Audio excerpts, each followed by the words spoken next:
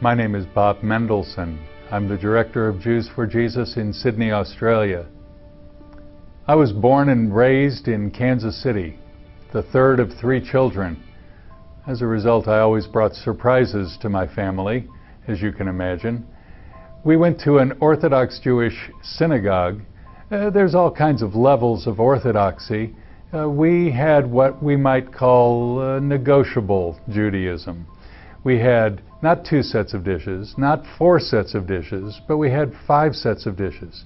2, of course, that were in use on the regular during the year, 2 that were for use during the Passover, and the 5th set of dishes, well, that was for the KFC that we would bring in. Negotiable, if you know what I mean.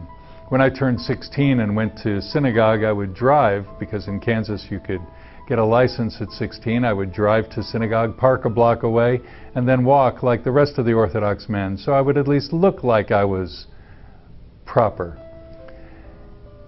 When I was 13, I had my bar mitzvah. Hundreds were there. I was nervous as all get out, but there were all kinds of folks in the congregation that morning, not only all my youth group and the dozens and dozens of my parents' closest friends, but Ed Charles, the third baseman for the Kansas City Athletics, and Sally Simpson, the junior high school Spanish teacher. All kinds of folks were there. I wanted to do very well, and so I performed and sang and wondered if anybody was really listening, wondering if I was even getting through to the God who seemed to be so remote, so distant. But I did Judaism very well. I wanted to keep learning and keep doing Judaism correctly, so although most of my friends stopped attending synagogue at their bar mitzvah, I continued. I went 3-4 times a week, and I wanted to do Judaism correctly. When I was 16, I went to a sleepaway camp in Wild Rose, Wisconsin. It wasn't that wild, but there for 2 weeks I was with all kinds of other Jewish folk from the Midwest, and a fella from New York City. Jewish people from Kansas City didn't exactly like Jews from New York City. I don't think we liked very many people from New York City. And Jimmy was one of those folks who already was one of them.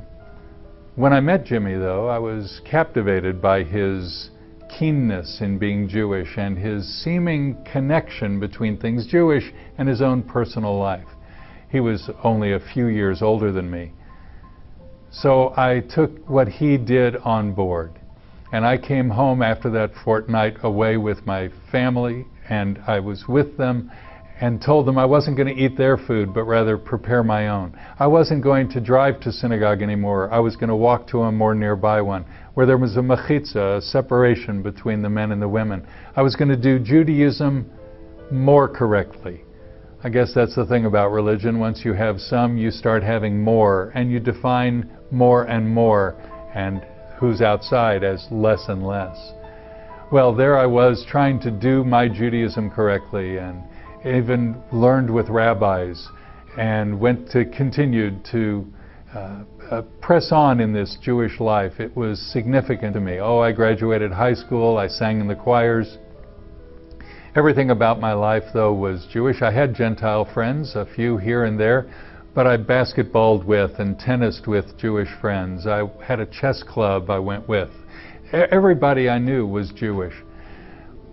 We hung out with one another. Well, at 17, I graduated high school in Kansas City and went to Washington University in St. Louis to be a doctor, like most of my friends.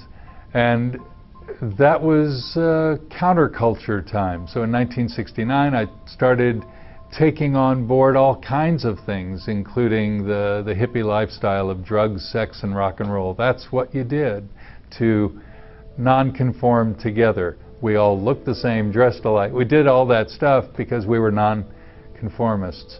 And what we wanted was to find meaning and relevance. All the while I was doing that, my hippie commitments, I was also committed to university and trying to learn, and my educational commitments were full on as well.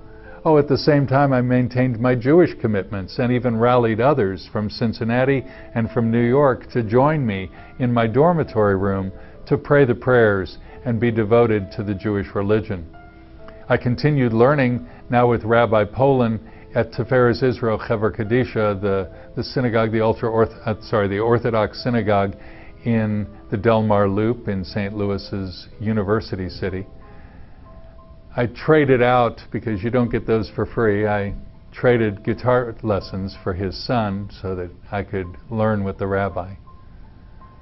All the while, I kept trying to put my head together, as we called it. I wasn't really happy. University gave me less pleasure. Judaism was giving me all kinds of personal identification, but not really deep meaning and relevance.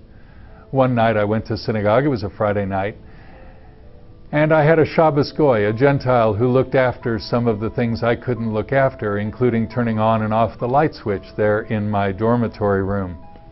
Well, Neil, the Gentile from Winnetka, Illinois, had failed that night to turn off my light when I returned from synagogue, and there I was lying on my dormitory bed at Elliott Hall in St. Louis, and looked up and thought, this is ridiculous. After, who knows, maybe 5 minutes, maybe 35 minutes, I'm not sure how long.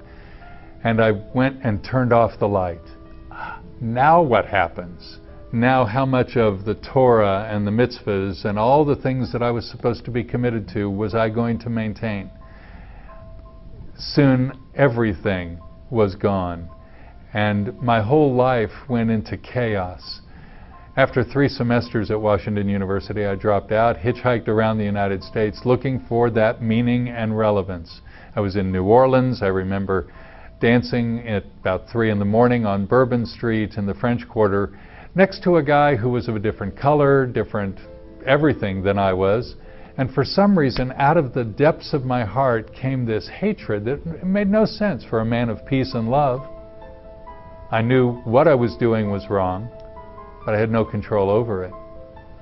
I hitchhiked some more, and I was in Atlanta, Georgia. I was in a crash pad at the university, Emory University, and there, while one of the fellows was in taking a shower, I rifled his trousers and pulled out a $5 note and put it in my pocket, knowing all the while that thievery was wrong, but I needed the money.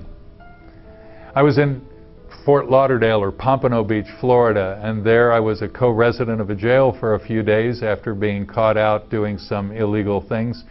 And there was a fella who was young and was reading a well-worn Gideon Bible. I had never seen that New Testament, never really read the Older Testament in English, but there it was, and I began looking through his pages. I gave it back to him quickly with St. Matthew and St. Mark and all these other Catholics.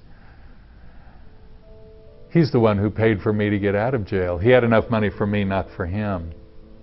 I was back in Washington, D.C. during an anti-Vietnam march with my black armband, rallying with those who were against the military-industrial complex. My father flew me home that week and gave me a one-way ticket to Kansas City for Passover 1971. It was great to be with my family. During that occasion, we had an encounter again as I tried to make the Passover Seder, the Passover meal, meaningful and relevant. And I tried to make sure that the story of the Jewish people leaving Egypt was still significant for us. I wanted to bring in civil rights and black people and other folks who didn't seem to have the freedom that we were enjoying there around the Lakshan Kugel and the beautiful foods that my grandmother made, the matzo ball soup. Well, there was an occasion in the Seder where I tried to bring in something new, and it brought great cacophony and more chaos to the Seder. My father took the Seder back over, and I walked out of the house. And I looked up for the first time in my life and prayed in English. I didn't know what to call God.